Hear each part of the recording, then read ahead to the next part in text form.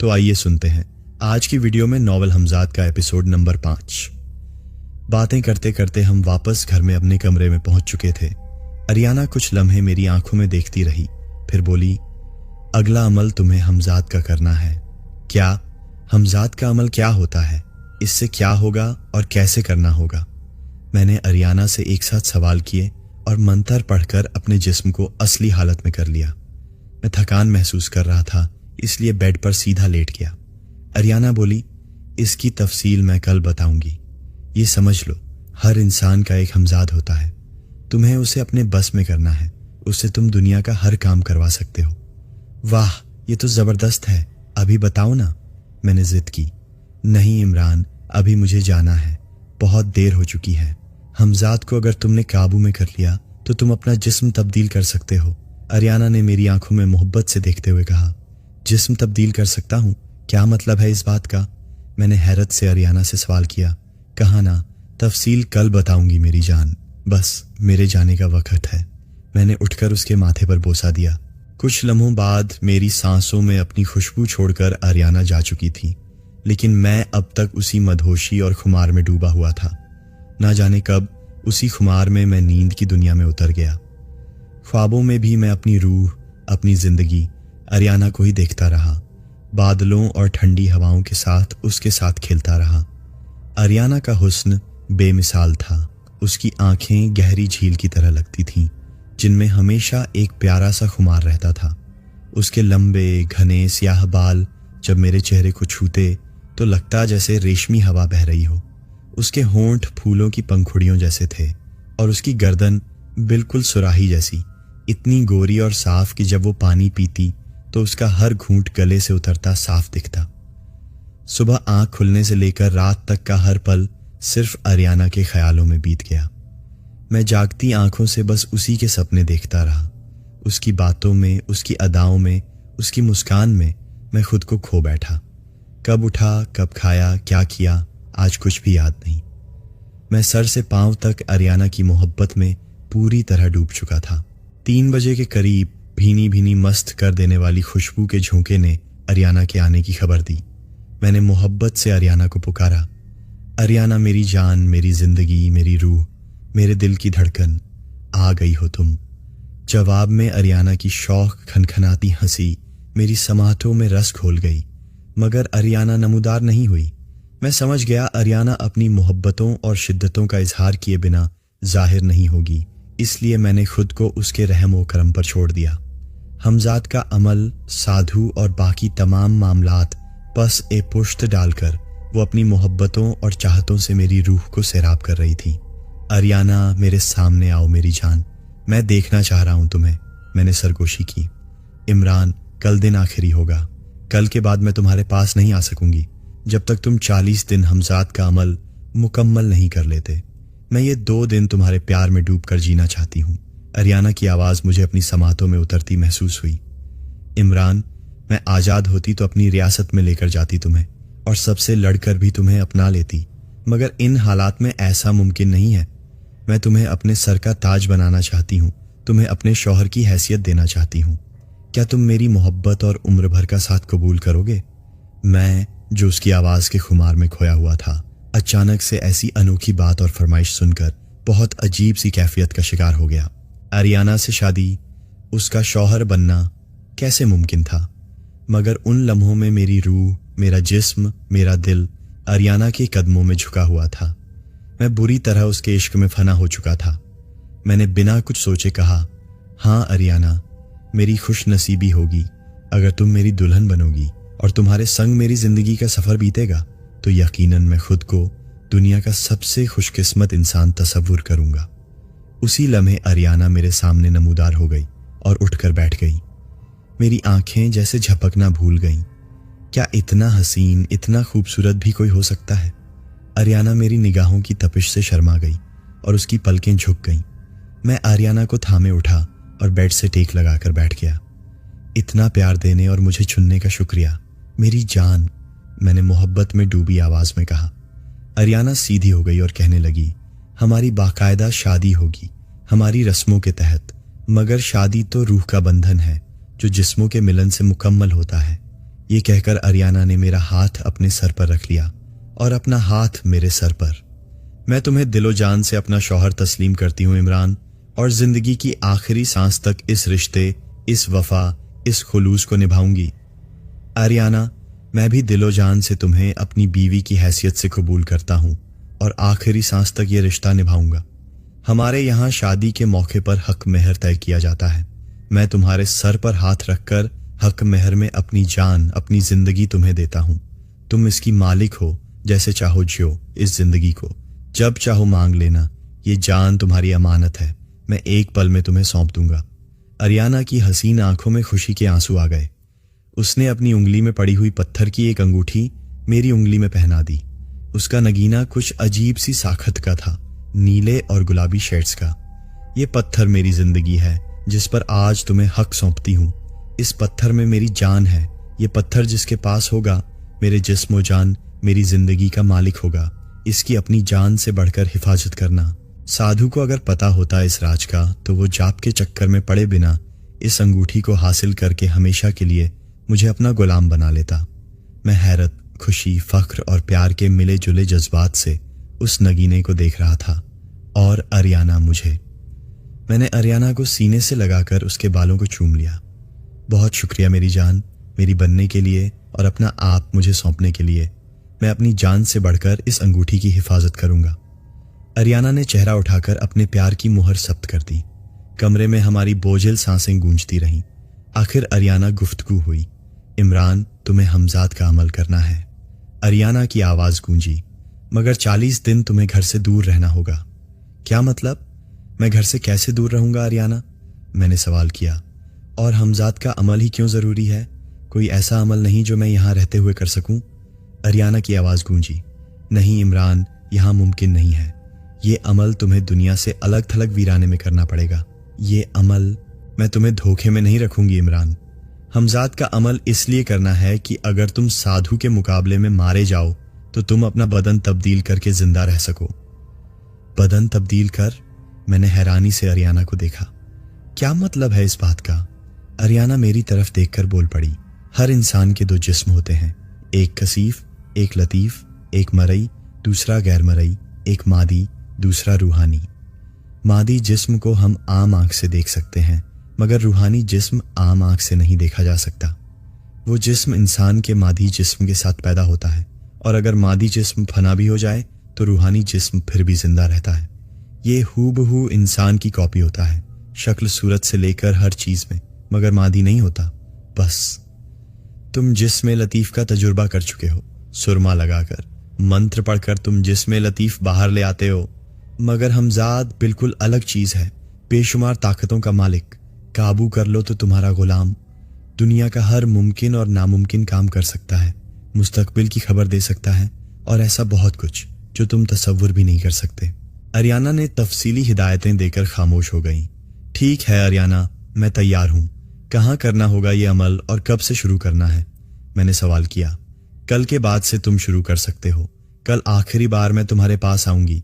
तुम्हारे अमल के दौरान साधु का अमल मुकम्मल हो जाएगा और वह मेरे जिस्म और रूह को अपना गुलाम बना लेगा, और मैं कभी तुम्हारे पास नहीं आ सकूंगी। तुम्हें हर कीमत पर अमल को कामयाब बनाना है इमरान, वरना तुम मुझे हमेशा के लिए खो दोगे। तुम्हें बहुत लंबा सफर करना है। मैंने तुम्हारे लिए जगह का इंतखाब कर लिया है। सारी तफसील मैं तुम्हें कल बता दूंगी, मगर 40 दिन तक तुम घर वापस नहीं आ सकते। अगर किसी वजह से भी 10 दिन या 20 दिन या ख्वाह 39वें दिन भी कोई गलती हुई तो तुम्हें शुरू से ये अमल दोबारा करना पड़ेगा। बाकी सब तो ठीक है, सिर्फ 40 दिन घर से दूर रहने का मसला है।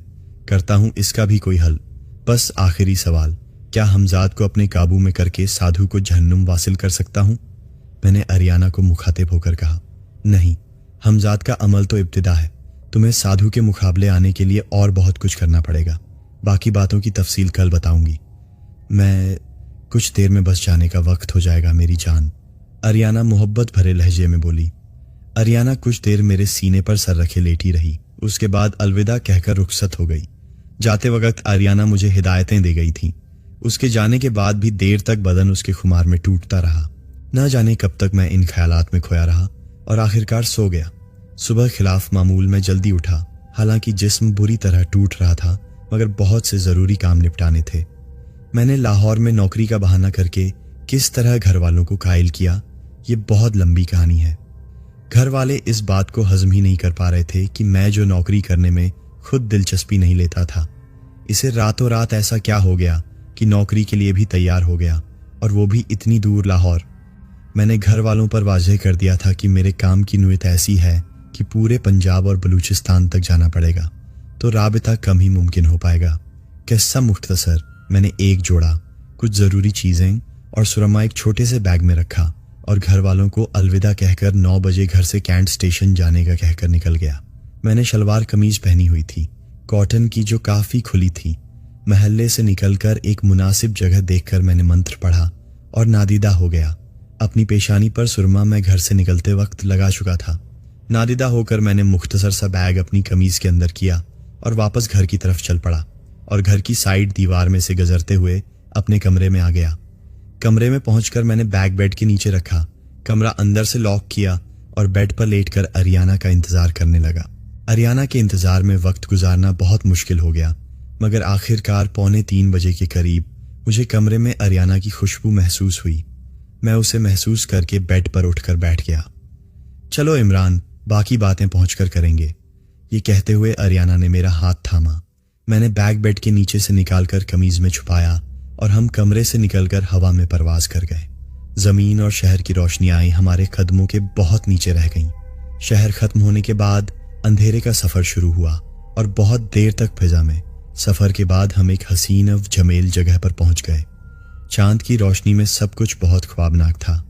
पहाड़ों के बीच एक छोटी सी हसीन वादी थी।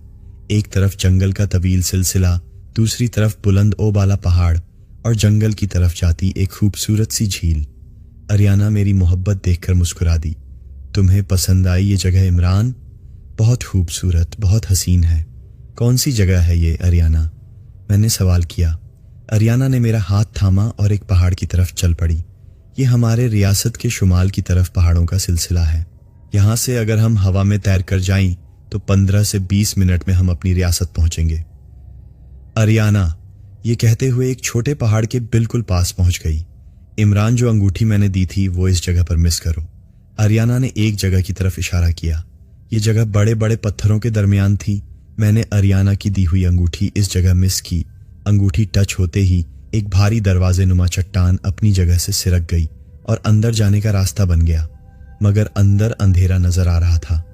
आजकल के आधुनिक दौर में जहां इंसान खला को तस्खीर कर चुका है, सफर के लिए कारें, बसें, ट्रेन और हवाई जहाज इस्तेमाल होते हैं। पहाड़ों और चट्टानों को काटने और तराशने के लिए जदीद तरीन मशीनरी का इस्तेमाल किया जाता है। ऐसे में कोई हवा में उड़ने की बात करे या जादू की अंगूठी से चट्टान में दरवाज़ा नमूदार होने की, तो यकीनन उसकी दिमागी हालत पर शक किया जा सकता है। मगर मैं, जो इन सब वाक़यात का ऐनी शाहिद ही नहीं बल्कि खुद एक किरदार हूँ, और ये सब मेरे साथ पेश आया है। शायद दुनिया में ऐसा बहुत कुछ है जो आम इंसानों की नज़रों से ओझल है। इसका तजुर्बा उन्हीं लोगों को हो सकता है जो कभी जादुई मामलात में रहे हों और मख्फी मखलूकात से उनका ताल्लुक रहा हो। अरियाना कदम बढ़ाती हुई उस दरवाजे से अंदर दाखिल हुई और मैं भी उसके पीछे चलता हुआ अंदर दाखिल हो गया। अरियाना मेरी कैफियत से बेखबर एक कोने की तरफ बढ़ गई। ये एक गार था जहां अंधेरा था। मैं भी नादेदा था तो मुझे पीले रंग में हल्का हल्का नजर आ रहा था। गार की लंबाई और चौड़ाई किसी सूरत 30 बाय 50 फुट के कमरे से कम न थी और छत कम अज कम 20 फुट से ज्यादा बुलंद होगी। हैरतअंगेज तौर पर गार में किसी किस्म की घुटन या सीलन नहीं थी।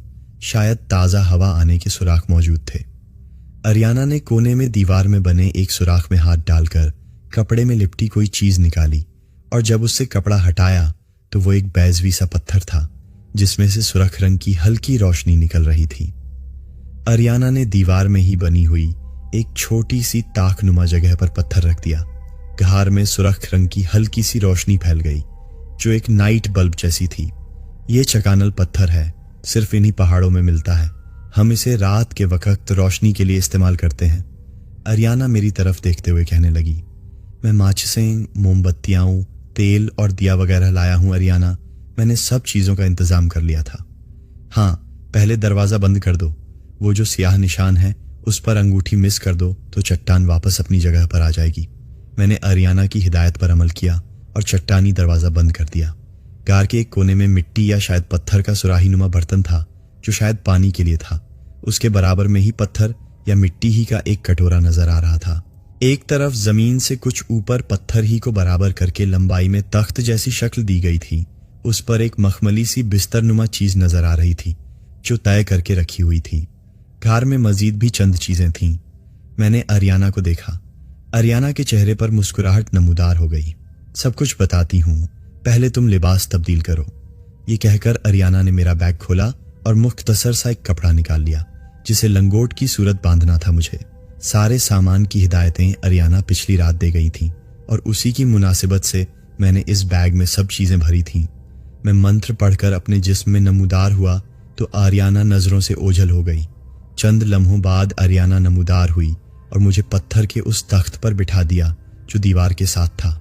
इमरान, मेरी अंगूठी पर अपनी उंगली रखो और मैं जो अल्फाज अदा कर रही हूँ मेरे साथ अदा करो। मैंने अंगूठी पर उंगली रखकर वो अल्फाज अरियाना के साथ दोहराए। उस वक्त अरियाना ने मेरा हाथ थामा हुआ था। मैं चूंकि अपने असली जिस्म में था और अरियाना मेरे सामने नमूदार हो चुकी थी तो उसका लम्स हवा की तरह महसूस हो रहा था। जैसे ही मैंने वो जादुई अल्फाज दोहराए, अरियाना का हाथ मुझे मुजस्सम महसूस होने लगा। मैंने हैरत से अरियाना की तरफ देखा। उसके लबों पर मुस्कान थी। मैंने अपना हाथ उसके पेट पर रखा। मुझे उसका जिस्म मुजस्सम महसूस हुआ। मैंने हैरानी से अरियाना की तरफ देखा। हाँ इमरान, अब तुम मुझे, मेरे जिस्म को इस हालत में रहकर भी महसूस कर सकते हो। इस अंगूठी में मेरी शक्तियां कैद हैं। मैंने इतने दिनों तक साधु के दिल में अपना थोड़ा बहुत एतबार कायम कर लिया है। मंत्र का जाप करके वो मशरूब का प्याला पीकर गहरी नींद सो जाता है। आज मैंने उसे अपने हाथों से पिलाया है मशरूब, और एक के बजाय 2 प्याले पिला दिए हैं। आज बहुत वक्त है हमारे पास। बहुत देर तक अरियाना और मैं अज़दवाजी खुशियों से लज्जत कशीद करते रहे। कुछ देर सुकून के बाद अरियाना ने हमजाद के अमल की मजीद हिदायतें दी और मेरे इसरार पर भी कि याद रहेगा सब, उसने मेरे बैग से कॉपी पेन निकलवा कर सब हिदायतें नोट करवाईं। उसके बाद अरियाना ने मजीद हिदायतें और अमलियात और उनके तरीका एकार लिखवाए और उनकी मुकम्मल तफसील भी। अरियाना, मैं ये सब कर लूँगा, अब मुझे इस गार के मुताल्लिक बताओ। मैंने अरियाना से सवाल किया। इमरान, ये गार इत्तेफाकत से दरियाफ्त किया था मैंने। उसके बाद जादू के जोर से इसे इस हालत में लेकर आई। मैं और मेरी दोस्त अक्सर यहाँ आते हैं। हम इसे मोहब्बत का गार कहते हैं। ये गार जादू के हिसार में है, कोई यहाँ तक नहीं पहुँच सकता।